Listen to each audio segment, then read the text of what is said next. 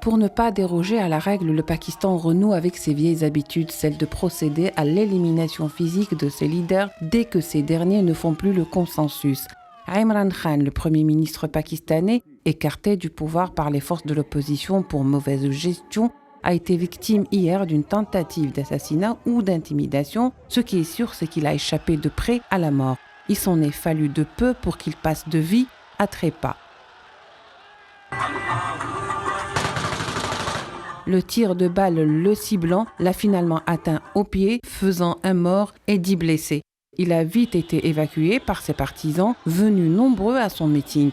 Ils sont 2 suspects, l'un a été neutralisé alors que le second a été arrêté. Imran Khan se remet encore de sa blessure. Cet homme de 70 ans, l'ancien chef du gouvernement pakistanais, a lancé une longue marche vers Islamabad pour tenter de fragiliser le gouvernement en vue des prochaines élections.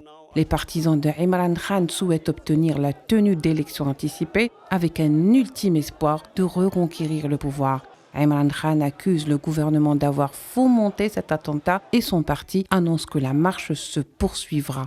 L'ancien Premier ministre, qui n'a pas digéré son écartement du pouvoir, continue de crier au complot et à la conspiration ourdie par les États-Unis et critique sans répit le gouvernement de Shehbaz Sharif.